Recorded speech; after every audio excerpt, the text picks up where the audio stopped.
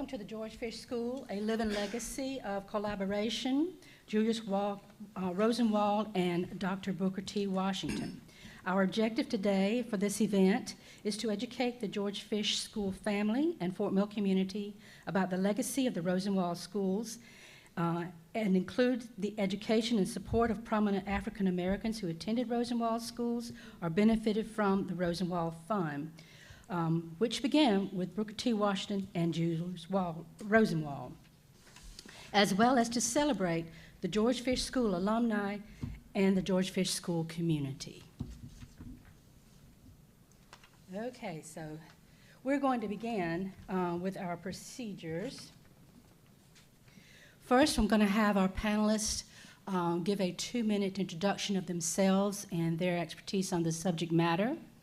Then we will throw out the first question to one of our panelists and begin the discussion. Each panelist will have 2 minutes to give their contribution to the discussion question.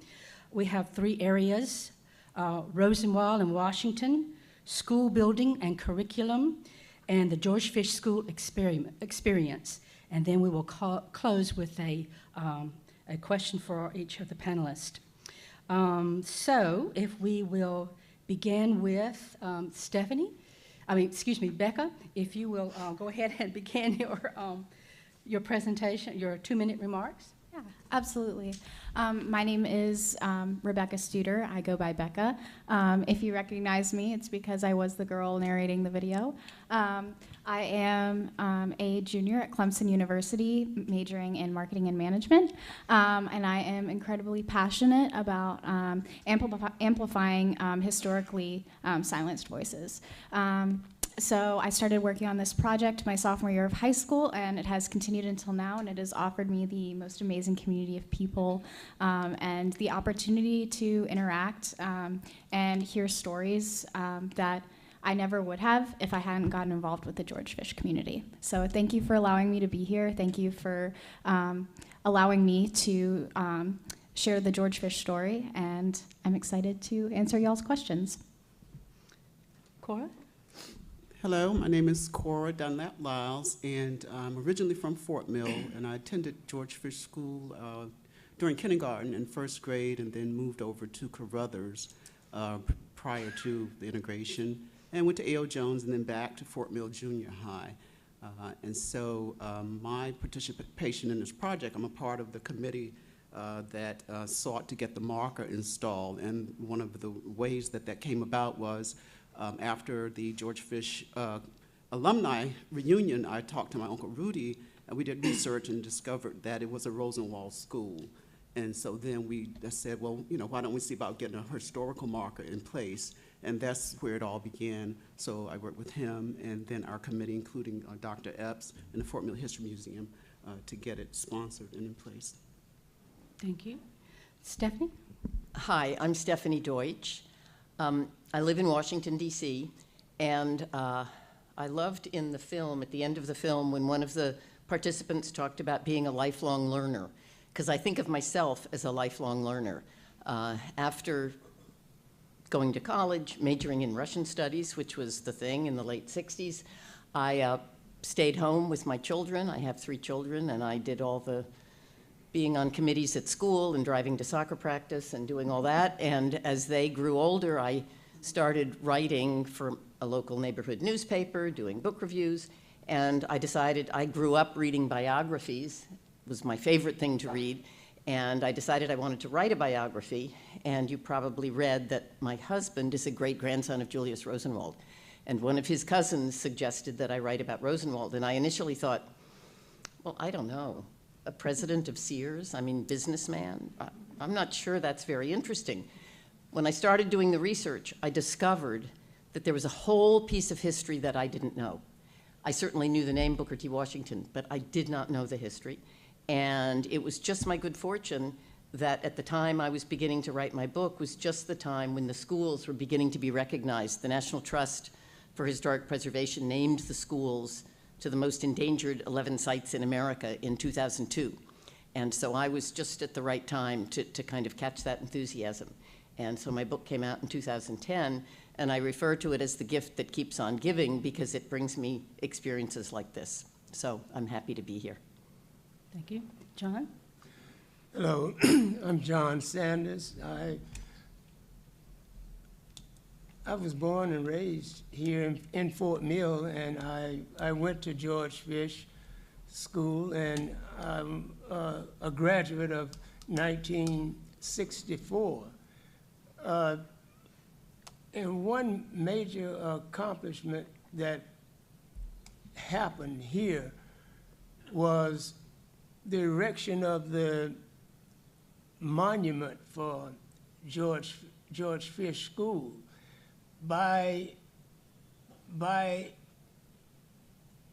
being on the committee, heading the committee that established this, from one meeting to 1 year later, we raised, it was over $40,000 to erect this monument. And I was proud to be a part of watching my brother draw up the plans for this monument.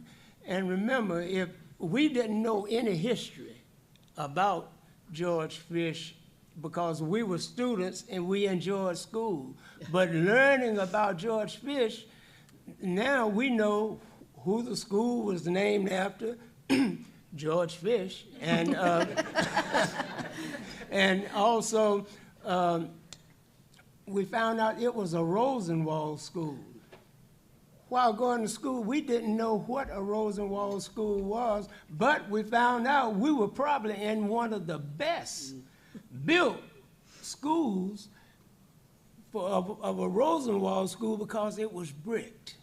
And if you look at any pictures of any schools during this era that were built, they were always boarded planks, and they were painted white, whitewashed, but they were new built schools for the black communities, and now we're going to establish a historical marker and on that same spot there where George Fish School was. Thank you.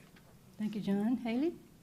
So, hi, I'm Haley Milner. I'm the Assistant Curator and Outreach Coordinator with an archaeology program that's run by the University of South Carolina down in Aiken County.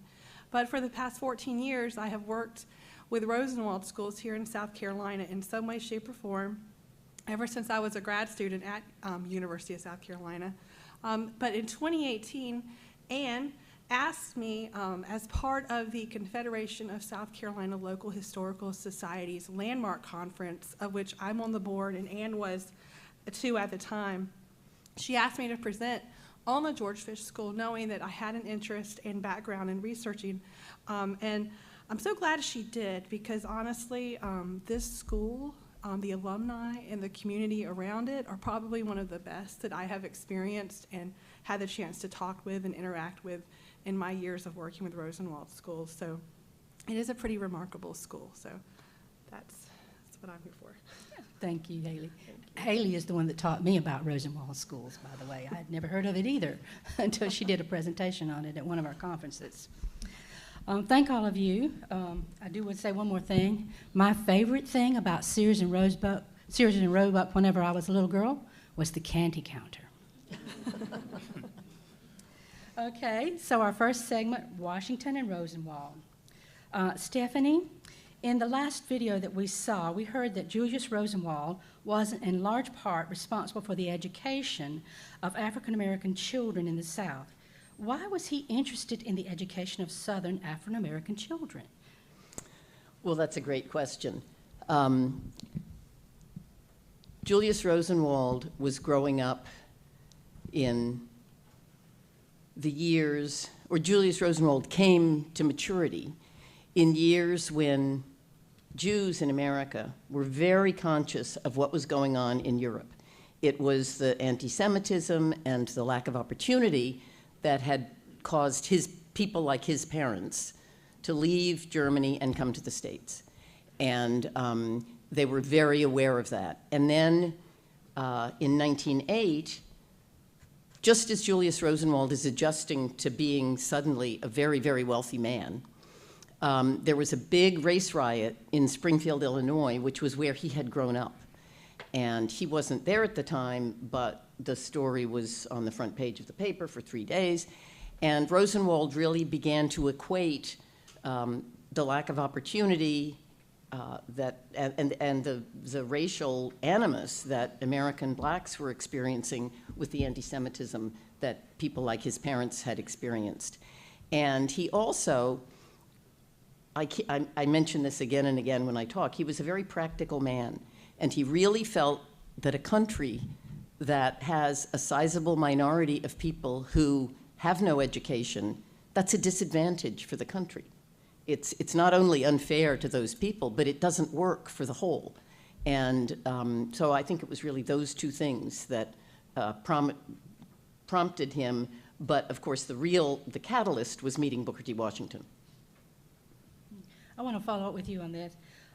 It was fascinating to read this in your book about Booker T. Washington and how he took his education into his own hands. He pursued further opportunities to the point that he himself became a teacher and started Tuskegee Institute. So what was Washington's purpose in starting rural schools for African American children? What did he hope to achieve? Well, everything. He had grown up, enslaved until he was 9. And then, even then, if any of you have read Up from Slavery, it wasn't like suddenly the next day he's going to school and he has all that opportunity. No, he had to work to help to support his family. And it was only with great difficulty that he was able to achieve an education. One of the things he talks about in Up from Slavery is how he walked part of the way. He lived in West Virginia at this point. He walked part of the way to get to Hampton. And it was just something that I think it's hard for us to imagine, that incredible longing for education if you've been amongst people who've been systematically deprived of it. Not just they couldn't get it, it was illegal. They couldn't have it. It was not allowed. And it was the thing that they wanted the most. They just felt this is the key to a better life.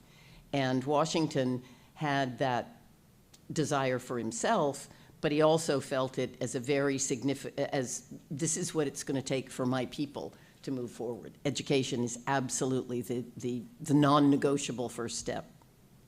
Thank you. Haley, I want to direct this first to you, but Becca, if you want to join in at the end, that's fine, or any of the rest of you.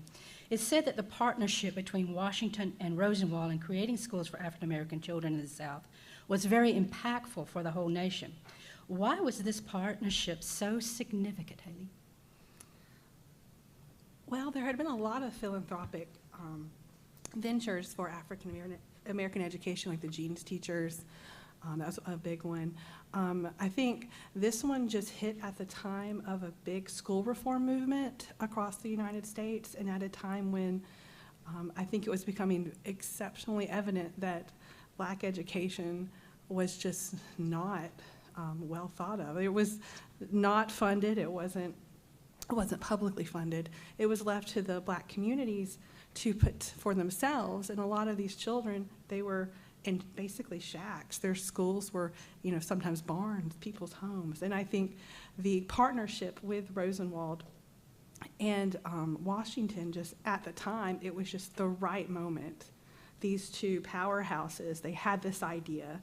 Washington had this idea, and then Rosenwald was like, hey, yeah, let's go for it. And those two men together and what they accomplished was just, honestly, it's the right place, right time, and it really worked out. And if anybody else wants to elaborate on that. Becca? I do. So what I learned, too, was that Rosenwald met with Booker T. Washington around 1912, I think it was, and gave either $25,000 to $30,000 to use as he saw fit in schools, and I think they were the Tuskegee offshoots around the university in Alabama. And so he, gave him the license, to use that money to fund those schools, and they were successful. And that's what the George Fish School was built on. And you have a plaque right there. It's a six-room six-teacher room school. And also, the reason for the need for the education, too, is Booker T. Washington, he wanted to get an enormous amount of blacks who were working as farmers and field hands, as quote-unquote sharecroppers. They didn't own the land, but they didn't have the economics or the knowledge to even manage the farms, you know. And so he wanted to provide that education so that they could manage their own farms and, you know, maintain their own livelihoods and support their children and families. So that was a part of it.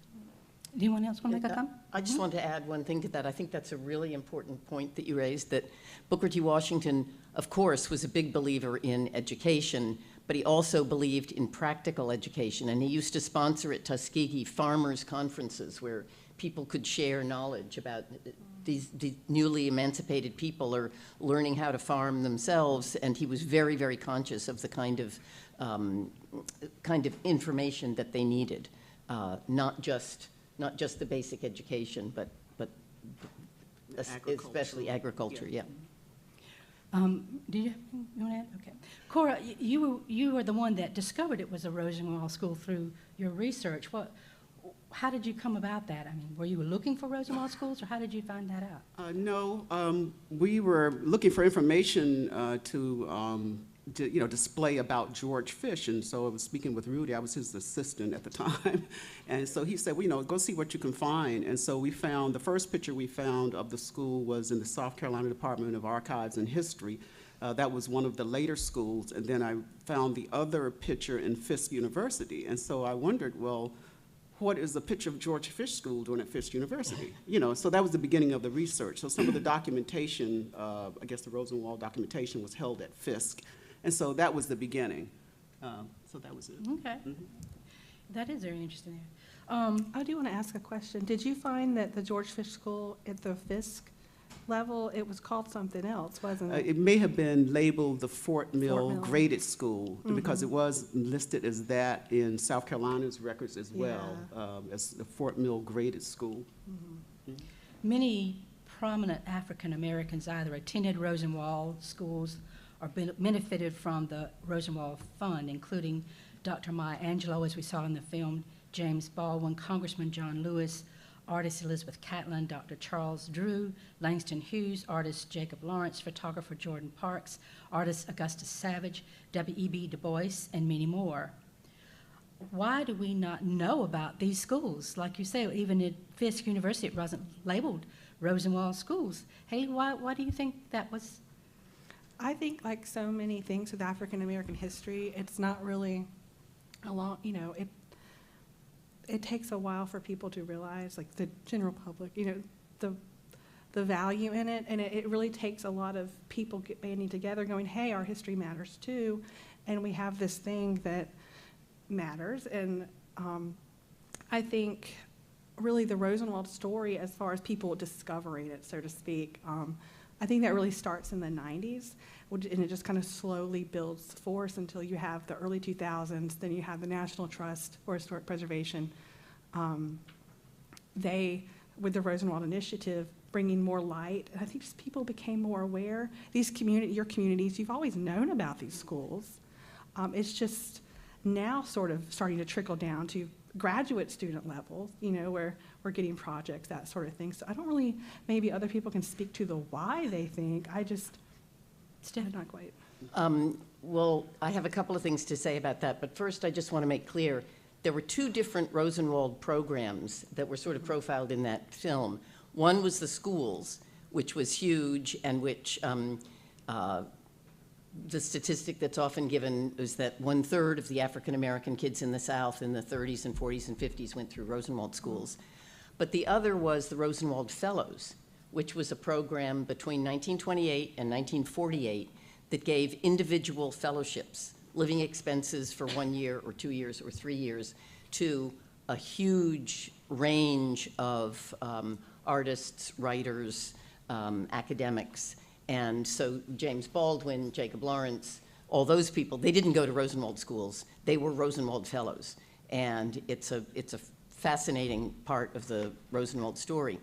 As to why they weren't remembered, one thing, I'm going to talk about this a bit tomorrow, but many people who went to Rosenwald schools didn't know the name Rosenwald. first of all, Julius Rosenwald didn't like putting his name on things. And the schools were named by the communities. And so very few of them. A couple were, there's one called Booker T, T-E-E, and I think it was in Oklahoma. There were one or two that were named after Julius Rosenwald. There was even one named after his wife, which I found very touching. But most of the schools didn't have Rosenwald in the name. The people who went to the schools didn't know they were Rosenwald. It wasn't a concept that they had.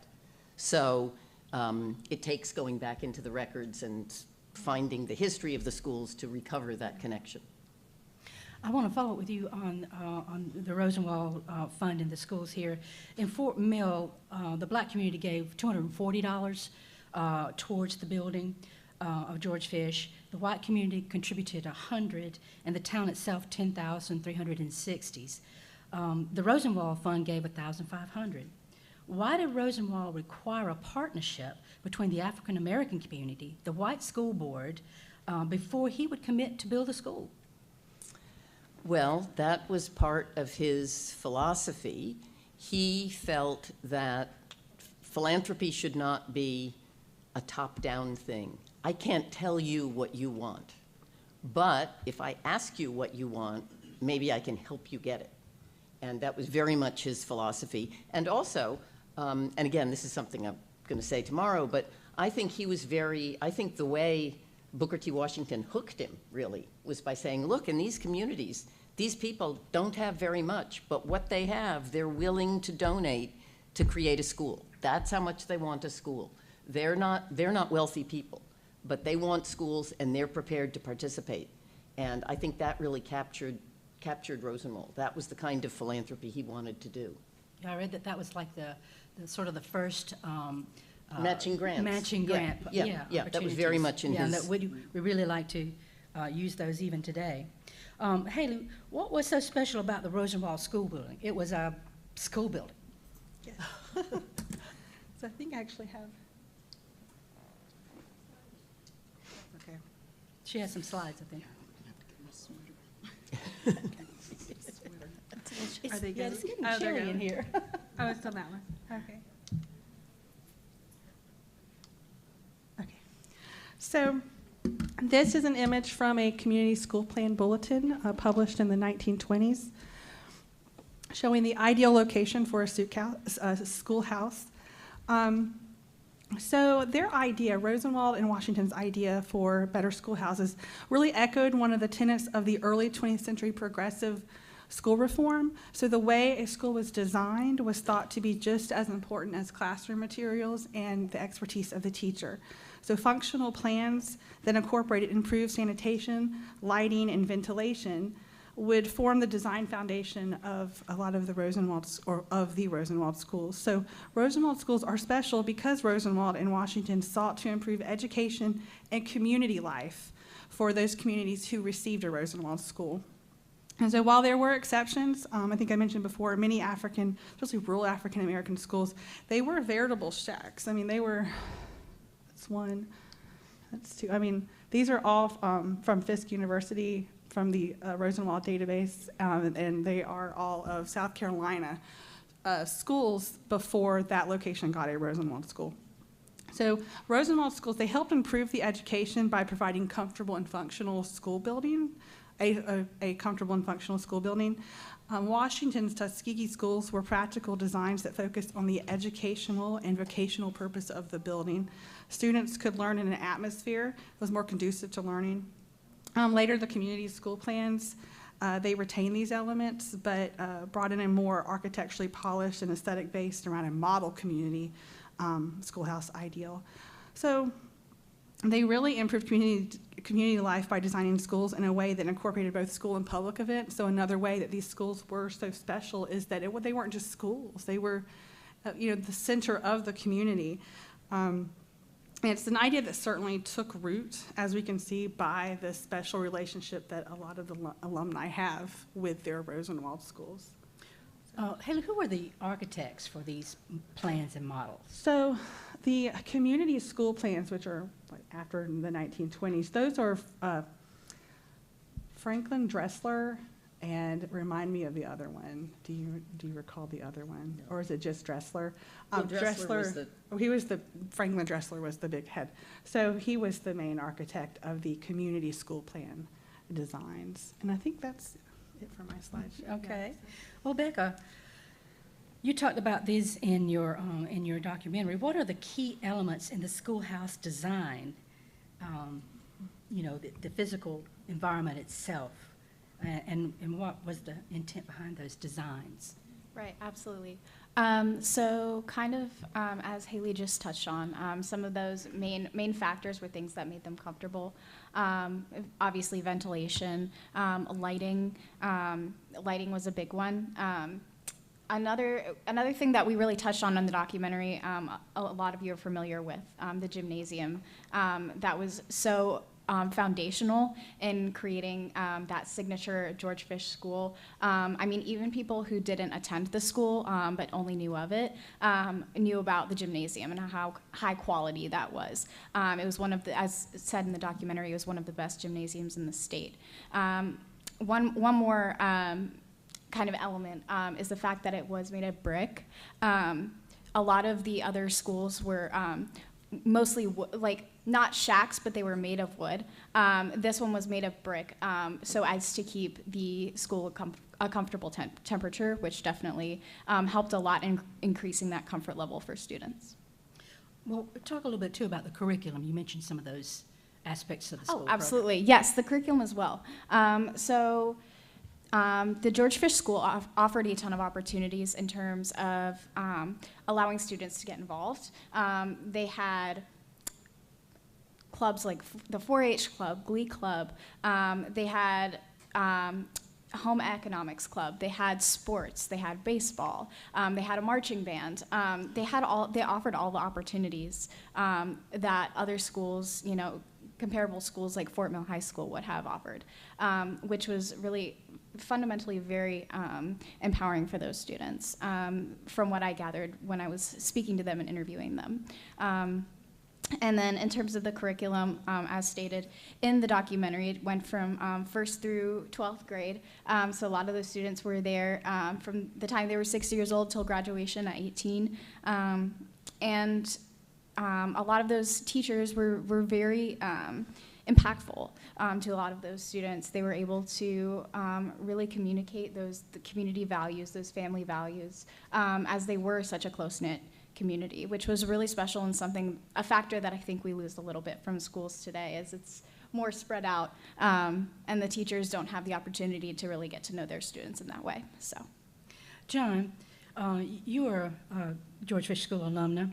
Did you find, or looking back on it, do you think that the curriculum at George Fish was equal to the curriculum that was going on at the white schools at the time? Do you have the same opportunities beyond the sports and things in the curriculum itself?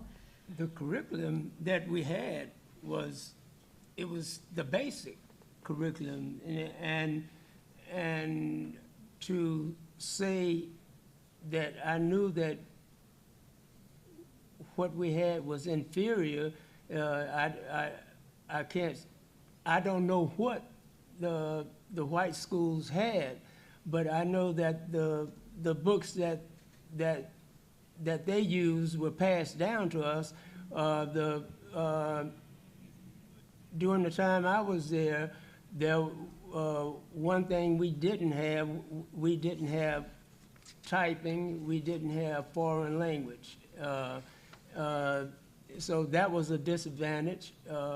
Going off to school, those things were important at that time. And but if I add one point, where you were asking Becca about the school's design, and that I remember at George Fish how going down, if you go down Steel Street, all the classrooms were on the outer edge of the school, so the large windows that they had, you could get light in, and the riding by the school, you would see the windows for from first, second, and third grade there, where the sun is rising, you get all the light. Another thing, in the center of the school, it was a open area that was, you could block it off and have classes, but you can open it up and have programs, something for the community to come and have a huge area like, well, it wasn't this big, but you could have a huge area like this. And also they had cloakrooms that would, I never understood. Well, I always thought we put our coats in there, it should be coat room. So, but it was, that was to keep your personal clothes from gathering up in the teaching environment, learning environment. So that was what I remember about that. Let me follow up with Can I something. just add one little thing here? I was at a Rosenwald school in Asheville last weekend, Asheville, North Carolina, and the cloakroom was the teeniest little room I have ever seen. I mean, it was literally like 18 inches deep. It was tiny, but it was a way to keep the classroom neat. You didn't have the cloaks or the coats or whatever in the room, and it was a distinctive feature of Rosenwald schools.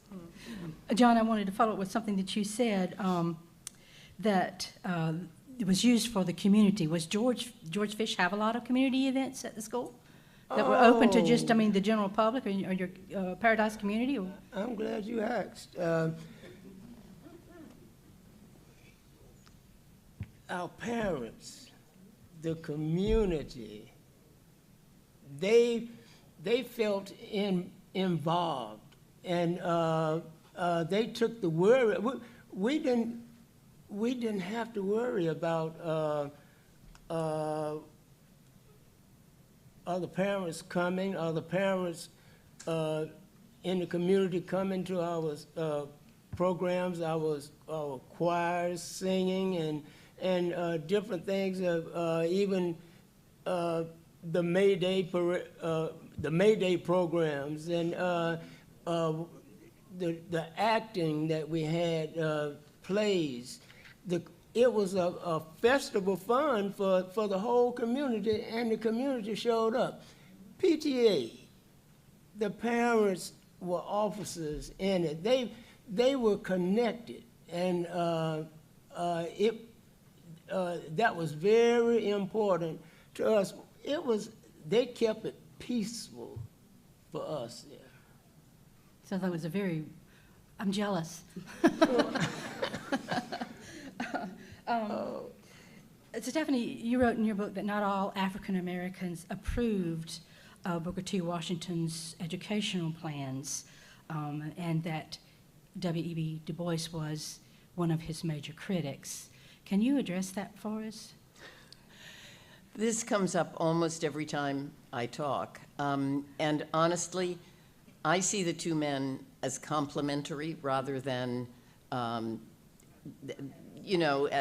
because they came at it in a slightly different way. I'll talk tomorrow about how Washington first came to national prominence when he gave a speech in 1895 at the Atlanta Cotton States Exhibition. And the speech was only 5 minutes long. It was very short, but it was very conciliatory. I mean, it was very sort of, we're here, we're in the South, we know you, we've worked together, we can work together to create a better future for everyone.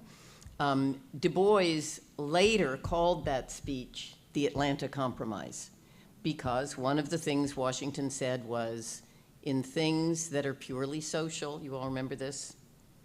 We can be separate like the fingers on a hand, but we'll be one as a fist when it comes to mutual assistance and mutual advancement. So that was the basis, I think.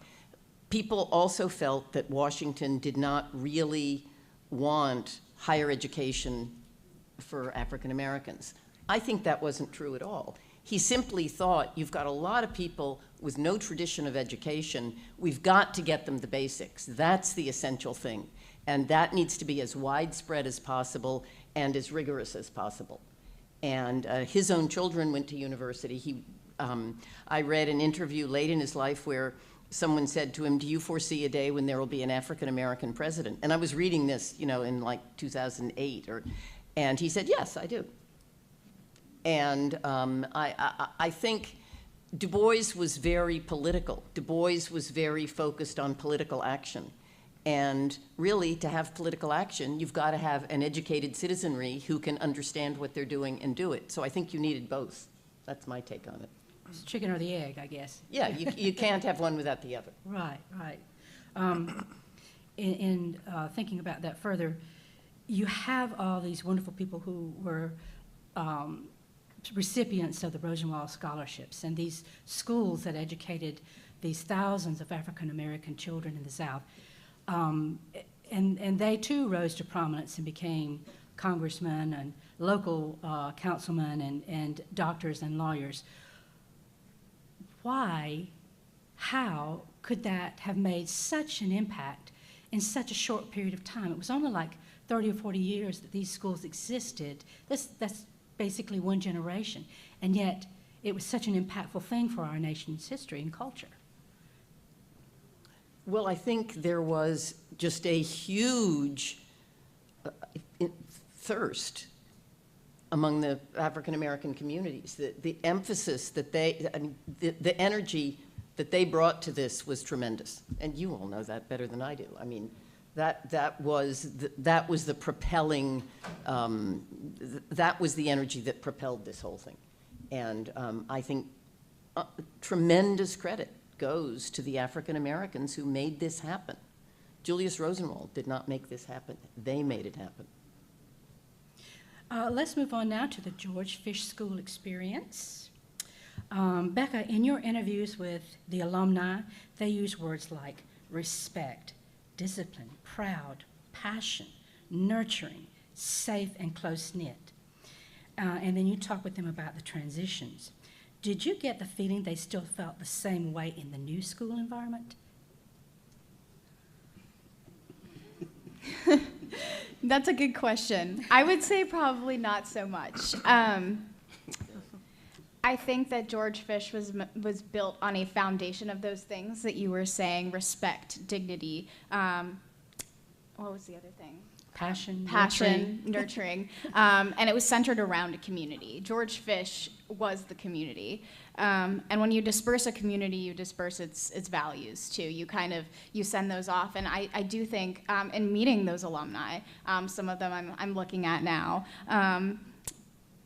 I see those values in each of those alumni. And I know that they carried them on into every aspect of their lives. But that's not going to say in those schools that they moved out to, you're going to see that difference. You're going to see, there's no longer that firm, that tight community. And so no, to answer the question, I did not get that impression, but I did see those values live out in each of those alumni, if that kind of helps to answer. Yeah.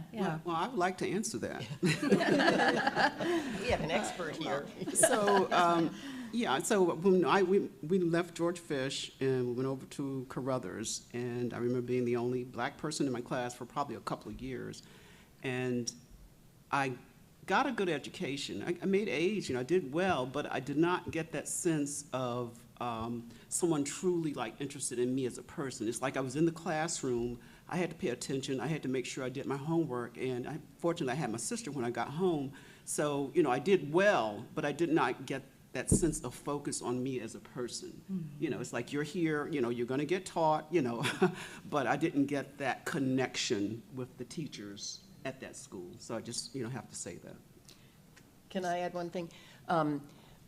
One thing that I just hear over and over and over every time I talk with Rosenwald graduates is they talk about the teachers. And the teachers had this huge sense of mission. For the teachers, this was not a job. This was a calling, and they were just so passionate about it. And they really were engaged with the kids.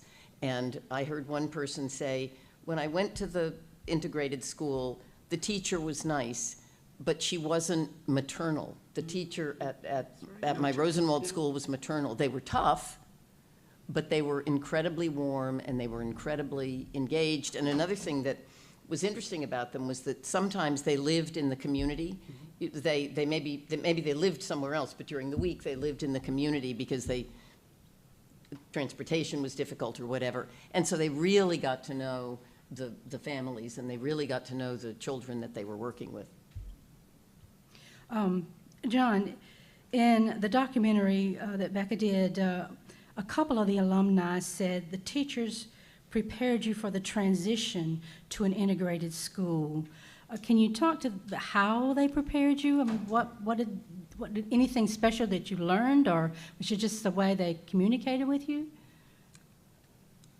That wasn't, for me, that wasn't in the conversation of a 1964 graduate, and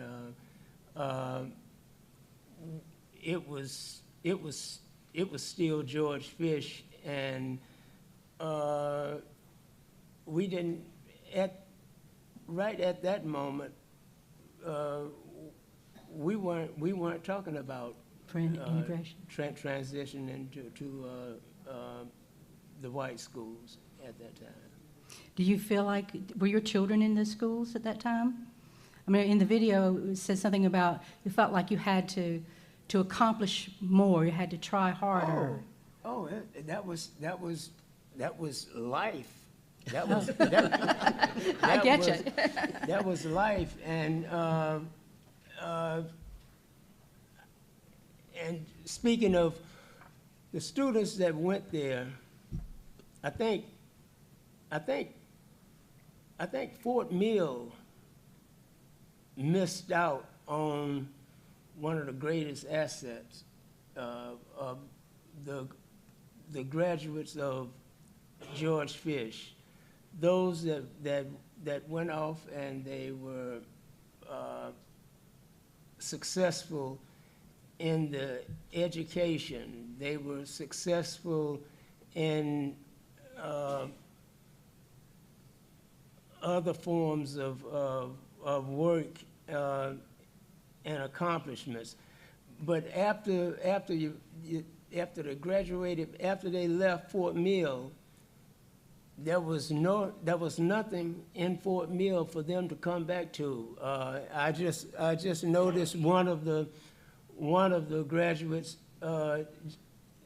just walked in, a successful educator, retired, and one of his students was North Carolina's Governor Roy Cooper, and so here a teacher from George, a student from George Fish going off to school, but he couldn't come back to Fort Mill to work in the school system. He couldn't go to that school while he was in Fort Mill, and he wouldn't be hired as a teacher in Fort Mill. But they went all over the states, counties, cities, and they were successful. All those resources that Fort Mill missed out on. No place to live. It was, if you think about it now, it was a terrible loss. Yeah. Do you remember the George Fish building? Anything about the building? Do you have any photographs of the building?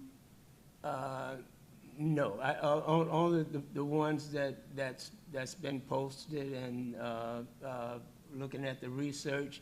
We did a lot of research in when we built the monument, and that's when I start seeing a lot of the photographs, and during those years. We were students. We didn't have cameras. We didn't have, phones with cameras on it at that time. And, No, we did not. and so But I remember the George Fish, the Rosenwald School. And after seeing those photographs and then reading the history, why they were designed the way they were, and it was amazing how it brought memories back. Yeah.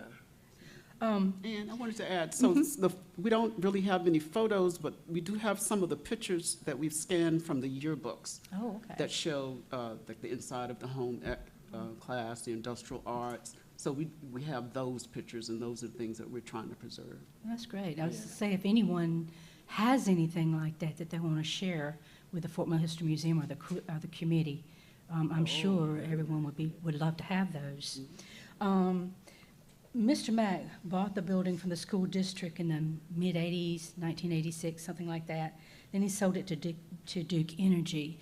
Was there no kind of community rumble about this building's being sold, or rumors or anything about it?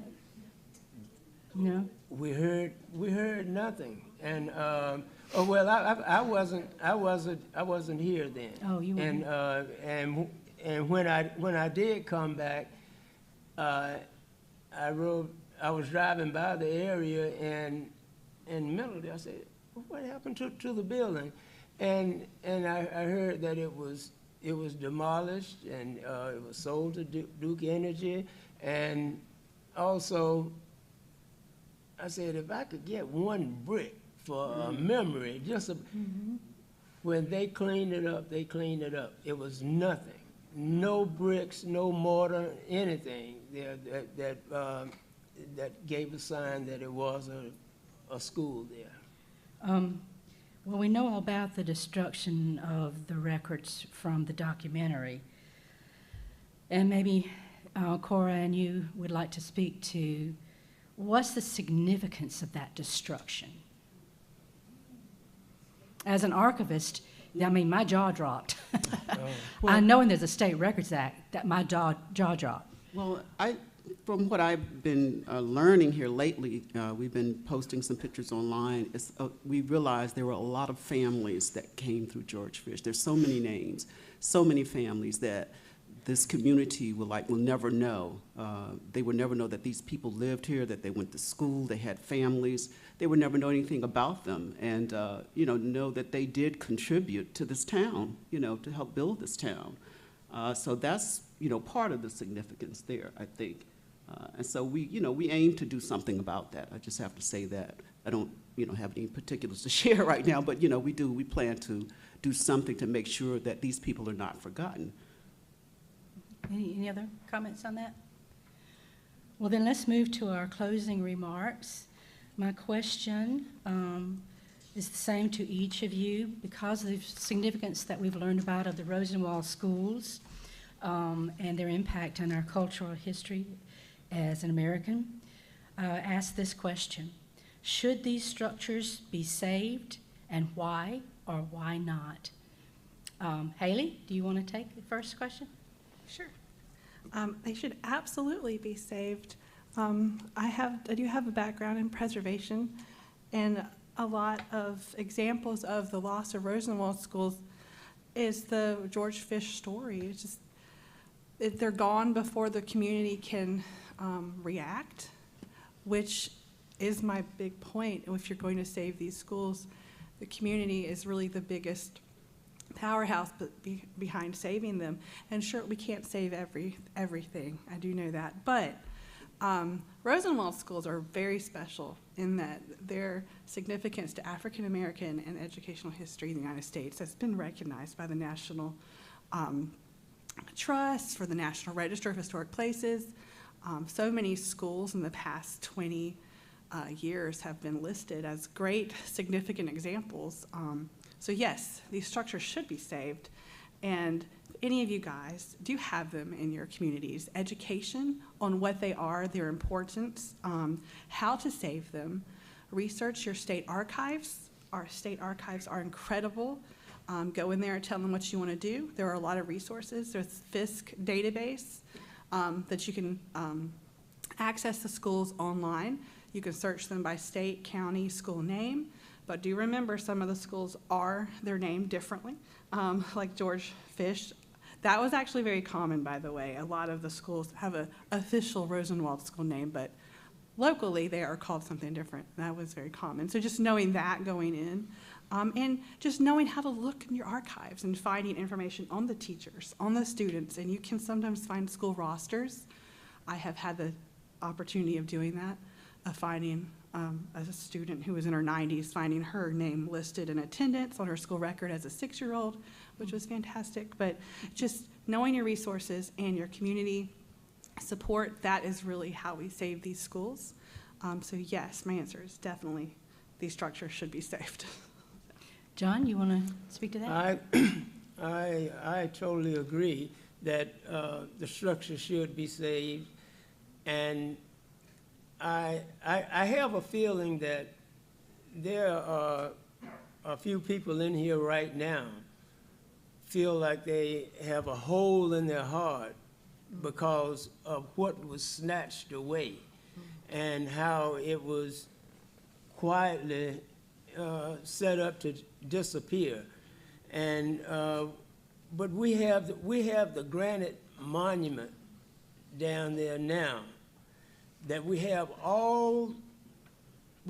the name of all the teachers that taught at George Fish, the Rosenwald School, from the beginning up until it closed. And we have history of what a lot of them were doing at that time, and this was 2007, and they were the foundation for the students. They were the foundation for the schools, for the education, because they came to the community, they lived in the community, and they were part of the community. Here, I mean, to my left over the Mr. Player, who started a band at the school where students knew nothing about music, and drummers started out playing sticks on 2x4 blocks, learning the cadence, and he would get instruments and repair them, and so after learn how to play learn notes, learn how to play, started the band with uniforms of white shirts, blouses, pants, skirts, and that was the beginning. And Mr. Player, he's about 94, 95 years old, and bless his heart, he was there from the beginning with us, and he's here today. And Where is he?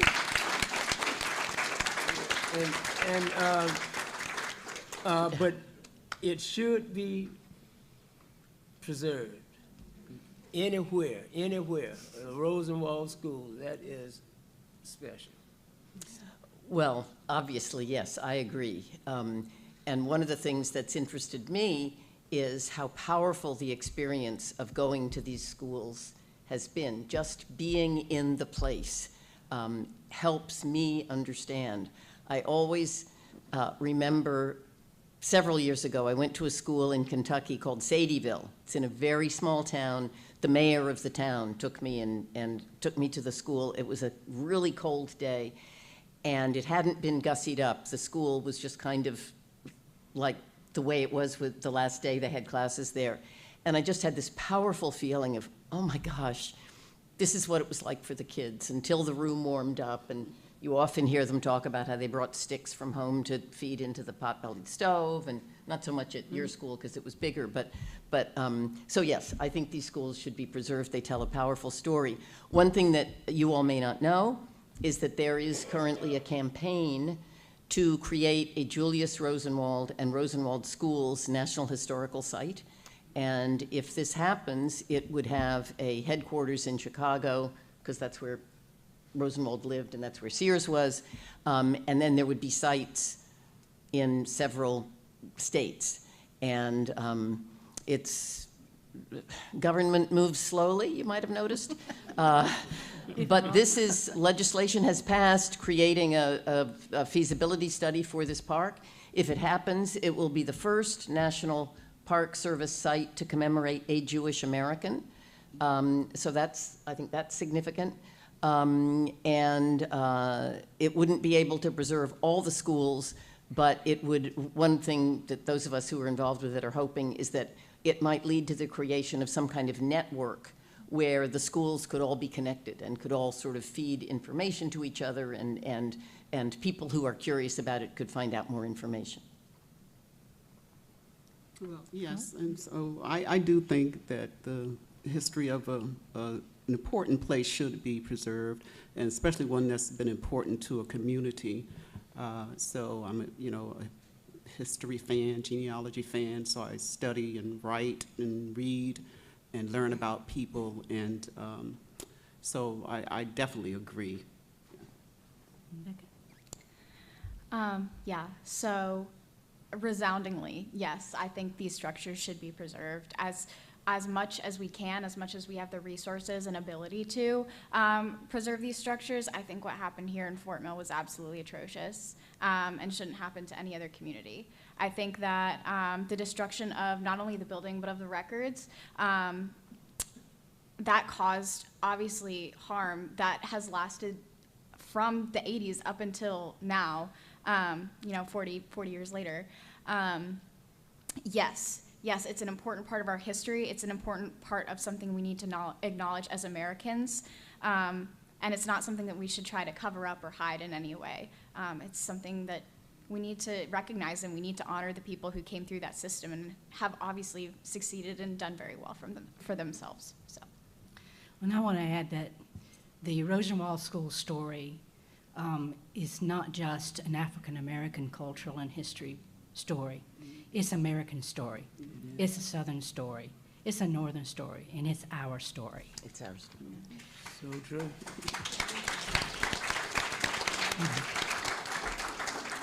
So now we are going to open to the floor for questions. Connie, you want to kind of help us out there? Go ahead, sir. Give us your name, and if you're an alumni. My name is Ken Austin, and I'm president and CEO of a nonprofit charity that's called Legacy of African American Schools. And our mission is preserving the legacy of African American schools in Rock Hill and surrounding counties. And I'm here to bring some good news to you all. First of all, I want you to know that all of your records have not been lost. In fact, if you Google our website, Legacy of African American Schools, all lowercase, no space, .org, and you click on more, you scroll down, you will find some history about George Fish School that you all don't know about.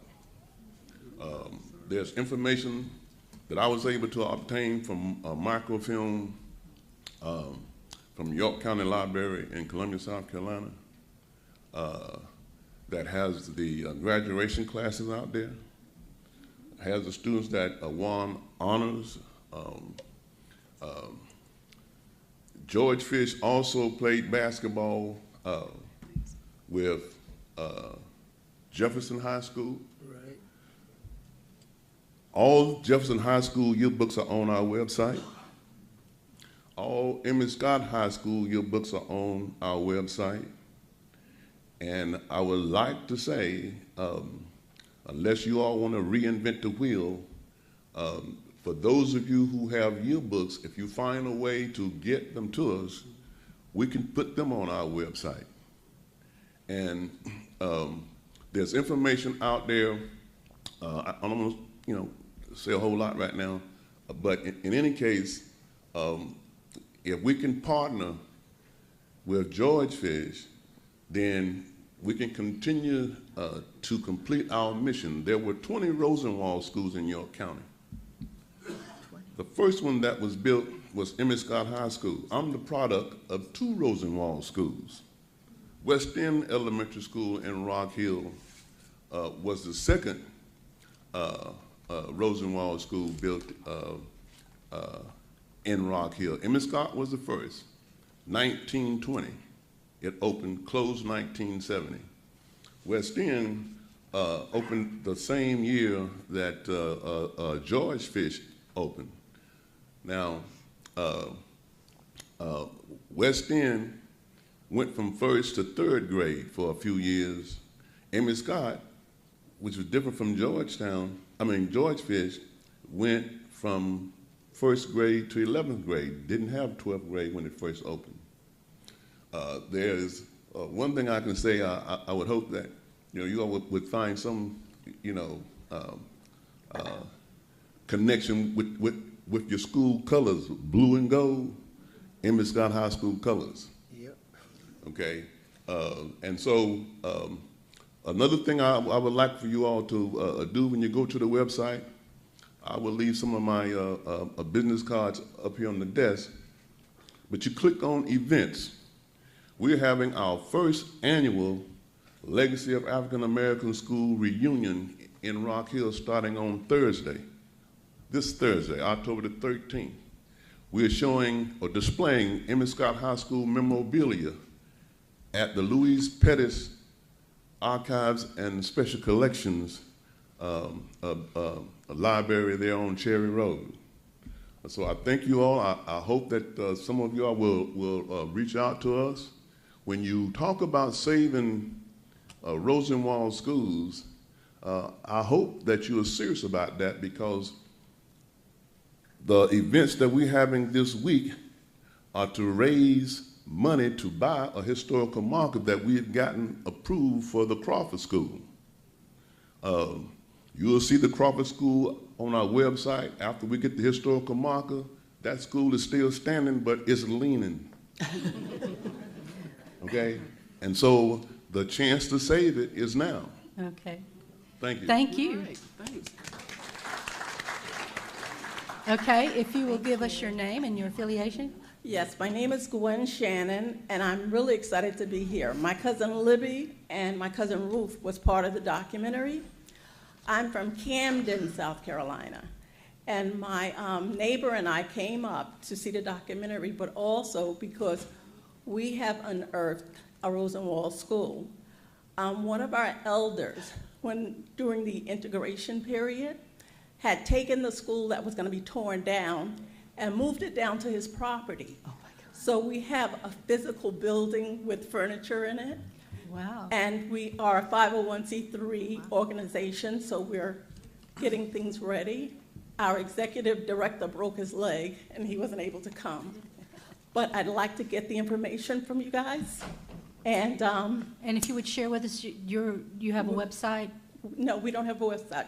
We just became a 501c3. Oh, okay. And what we are right now is a Knights Hill Historical Preservation Society. So right now we're building. Okay. So we want to get some information. We intend to restore the school, to pull it back together because it hasn't fallen down. Thank you. Maybe Haley can help you with that. Yeah, so one of the biggest pieces of advice I can give you, and this is coming from Brad Sauls, who works for the Department of Archives and History here in South Carolina with the Historic Preservation Division. And he gives presentations on this a lot, on how to garner support for your local preservation project. And one of the most important things he says is, sure, you have these big grants and pieces of money you can get, but start local, because sometimes your biggest sources of money are immediately around you, because that's going to be the people that have the closest ties to your project. But then also, I would suggest following the South Carolina Department of Archives and History newsletter, and you can contact them with these questions as well, but there's always a list of grants and other types of monetary awards that you can apply for to fund your project. And sometimes the money has to go to specific things. Sometimes it's purely brick and mortar. Sometimes it's public, relations, fundraisers, that sort of thing, but it's, any money helps. Yeah, and do you know the name of your school at all, or? I don't have that information now, but we just got a grant from an organization to restore some of our park. Okay, So our executive director, she's the grant writer, so right now it's like, yeah. we're building. And in trying to preserve your school, just keep in mind, some of the most important things to consider are your order of operations. Make sure your roof, the roof is the biggest thing, and your windows and your doors, anything that the elements can come in, water damage, those will destroy your school faster. It was built, a lot of lumber was built up around it, and the lumber was just cut down, so it opened up so that you could see the school. Right. So we know that there's some stuff that has to be done. Right. Yeah, termites too. Don't forget to fix it anyway. But yeah, that's really the advice I can give you. Okay, Haley, maybe you can share your email or something with her. I can. We have another question? Actually, I don't have a question. I have a comment. Okay. My name is Shantae Bowler. I'm a lifelong Fort Millian, product of Fort Mill Schools. Went to George Fish until my 3rd grade, in which I entered Caruthers School. And I just wanted to make mention, I was reading about Professor Avery. And when the discussion or the comments were going around about the George Fish property being sold and Bayless Mack bought it, and then it was eventually purchased by Duke Power, I sort of remember some of that. I'm a lifelong Town of Fort Mill employee too. Professor Avery's grave, as that says, he was buried on the school site. And I can remember when we would have recess, it had a stone frame around it. And I can remember we used to sit over there and play on that. And we used to take sticks and draw stick men in it. I didn't know that that was a grave. Honestly, I didn't. But I do recall the time when the town was contacted about relocating his grave after Duke Power had purchased it. So that was just a memory that I had that I wanted to share. But I also wanted to say that the way I gave back to my school community was that I served on the school board for 16 years. Whoa. And I was chair for 4 of those. That's how much education means to me. Thank you. Good for you.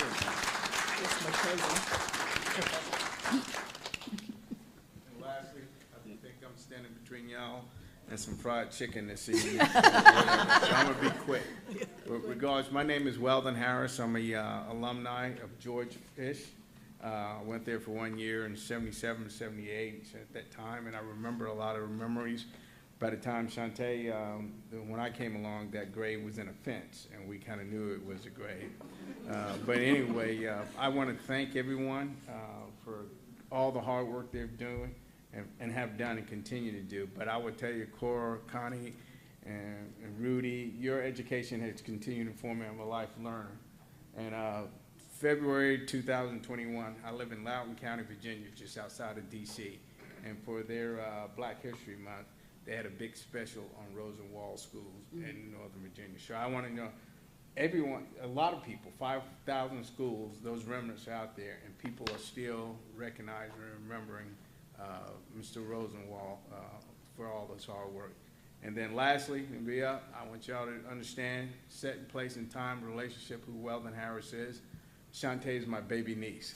Oh. So I just want to put that in context. That's my baby niece over there. So, but thank you all for all the great work you're doing. I want you to know. That's my nephew too. Well, thank you. In context. I just wanted to say that I went out with Dr. Alston, who shared his card, and I let him know that we do have yearbooks from 1960 through 67, and I'm sure that our committee would consider working with him. We also we're all planning to digitize them ourselves anyway for the Fort Mill History Museum. But just wanted to let you know that I will make contact with him. Are there any more questions or comments? Yes, ma'am?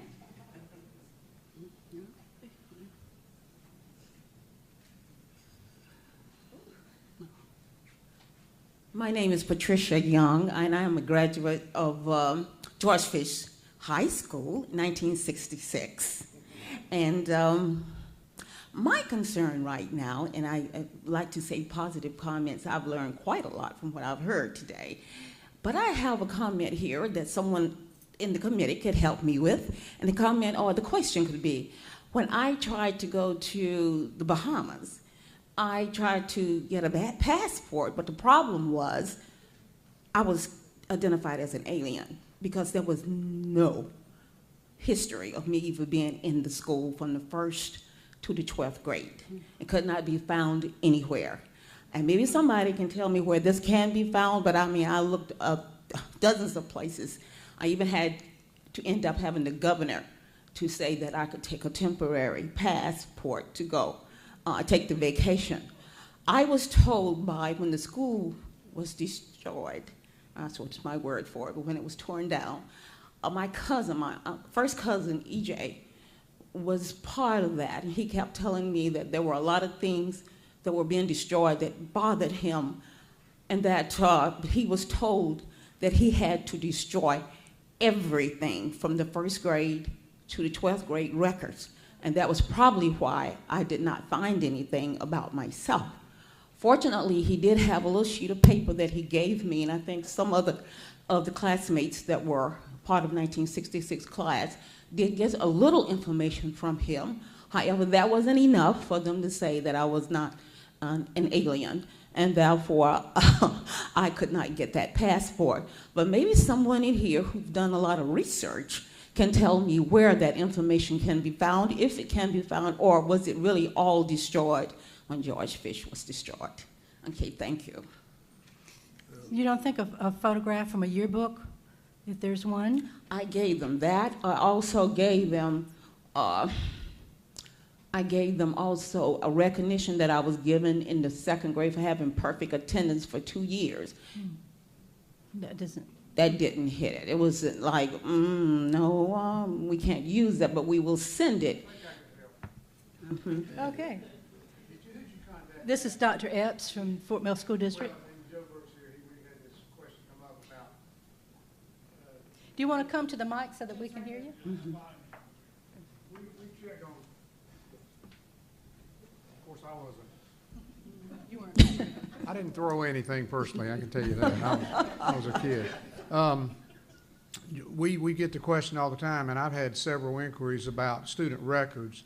We have the student records because we get all the time passport questions, and so I don't know who you talk to. I hope you just talked to somebody that didn't know what they were talking about. We have those on York, South Carolina. We have those on microfiche. Now That's what the I asked annuals and all the other stuff. I can't speak to that. I just know by the school records law, I think several of y'all mentioned, at the time the people in charge, I wasn't there. They kept all that because we've got it on. Yeah, actually, I had just recently taken a trip over to Fort Mill High School when some of this stuff came up. We were starting to look at doing these ceremonies. I do know that over there currently they have student records going back to the 40s, as early as the 40s. Some in paper copy, some in microfiche, but there is a digital database. What was kind of neat, and one of the things that I got to see on there is there's actually, you look back through some of the folder copies and there'd be like their vaccination record or their attendance record or possibly some little notes that were scribbled on there. So I can get you with the right person on that. I'd be happy to see what we can find. Hopefully we can get it pulled out. But yeah, those are housed currently at Fort Mill High School. Okay, I did check that out. They could not find anything on me, but I'll check it out again to see what's going on. Thank you again.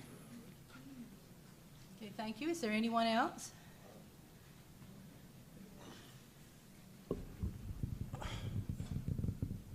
This is very important to me, and I'm glad we are doing it. I spent 10 years at George Fish from 1955 to 1965. It was a great experience, family, friends, and as I was sharing with a couple of people, when they told me in 1965 that we had to go to the school in the county in which you live, which was Lancaster. You see a grown man here would cry with tears because of the passion that I had for my classmates and my teachers. And I thoroughly enjoyed that experience. With all that I've been through, I wouldn't take anything for it. But the last 2 years at Bar Street was my best 2 because of the first 10. And I love both of them. And I took my personal time to make sure that I was going to be a part of history. And I have nothing but good things to say about my experience at George Fish School and the people that I love and I'm a part of. And anything that I can do to promote the history and the preservation of this school, I use to tell those at Bar Street, we in this thing together. And I thank you for this opportunity. And at my age now, I am grateful for everything that has happened to me. And guess what? It started August 3rd week, 1955, on a yellow bus coming from Van Wyck to Fort Mill. And that was like going to Charlotte. Thank you.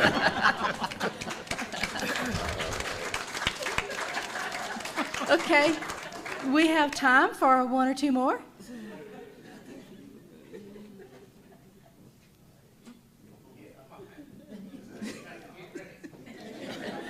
I sympathize with that. I'm Master Sergeant James White, United States. I'm retired. I'm a 1968 graduate of George Fish High.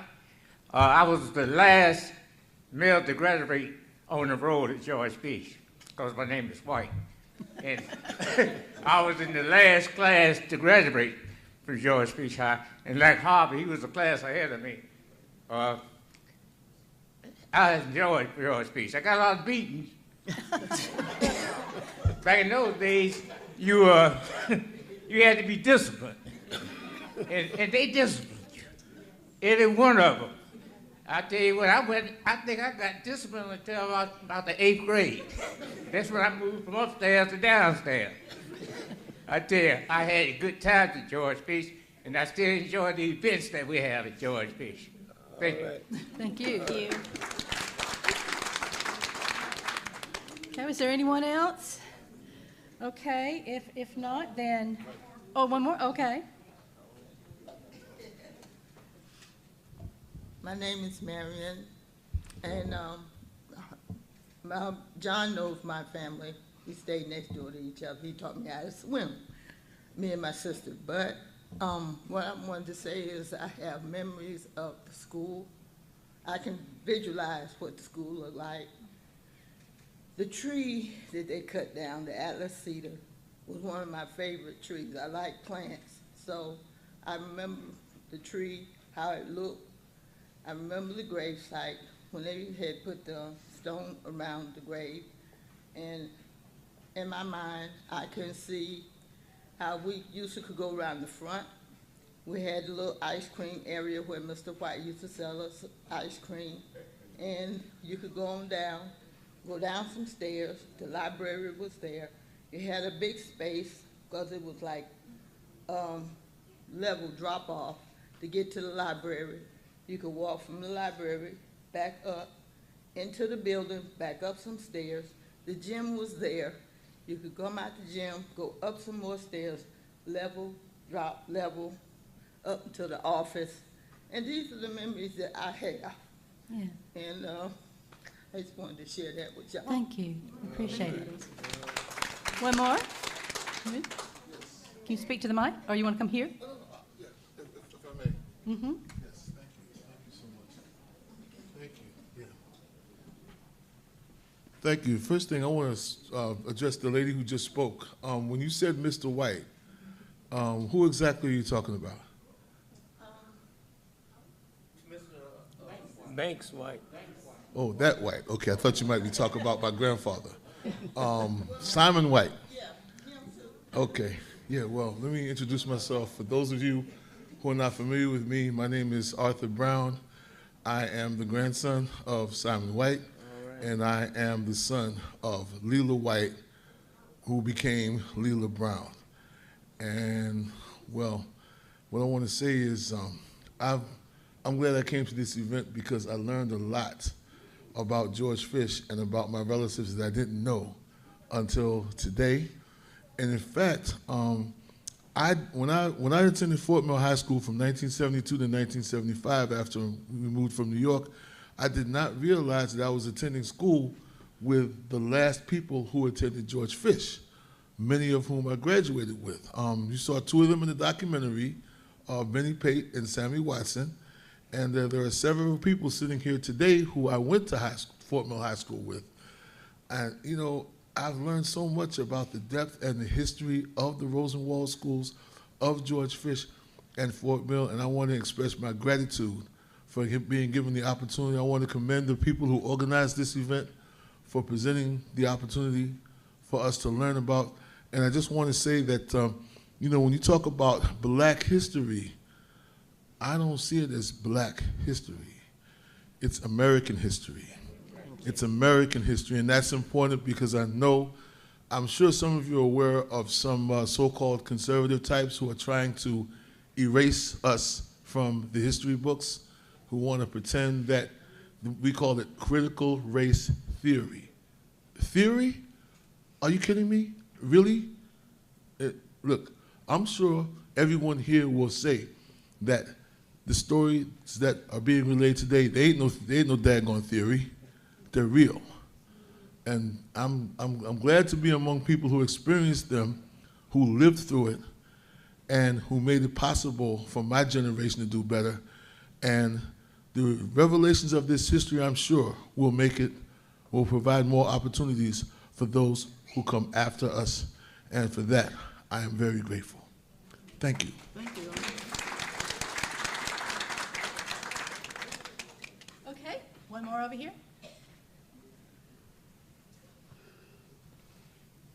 My name is Betty Potts. I went to George Fish up to about the 6th grade. That's when they integrated it. And my Aunt Anna volunteered me to go before they decided to close George Fish. The first year was volunteer, but the second year, they had to go to 69. So I just thank God for George Fish. And what I remember, I stayed right across the street from George Fish. I still remember how the school looked. I just had to get up, run across the street, didn't have to ride a bus. My brother Robert and Barbie and them, they graduated too. They was the first one to graduate in 1969, that they left George Fish and graduated at Fort Mill High when they first integrated. So, but I just like to thank God for the cooks. Nobody talk about our cooks. We had real food. I'm sorry for the schools now. Because our black leaders, Aunt Anna, Ella Dixon, Maddie Davis, and Aunt Fanny, most of them was my aunts. So I got fed good, most of them. But they got the government stuff, but they knew how to put love in it. And it was like dinner, like lunch thing. It was real food. So I want to remember all of them because they was the background telling us to go forward. They was the background encouraged us to get your education. So that's all I want to say. Thank you all. Thank you. Okay, let's take another break. And when we come back, there will be a book signing with Stephanie, and there will be books for sale. Yeah, outside. It'll be outside. So we're really kind of finished in here. But we'll be glad to just hang out, and they have any more questions for these people or comments you want to make for them. We can do that when we get back in. Also, I want to say thank you to the alumni group that have come here and supported this event. I want not to forget Tony McMahon, who was very instrumental in the documentary with Becca. And then again, just generally to say thank you to Dr. Epps and this school district staff for their efforts in pulling all of this together. Fort Mill History Museum for their support, and the refreshments and the beautiful flowers, wherever they came from. We just appreciate that you came out, and thankful so much that you seem to have enjoyed it. And you have these communication contacts if you have any further questions, or you want to contribute things, or you want to work on projects with the museum. They're always looking for volunteers, okay? So thank you.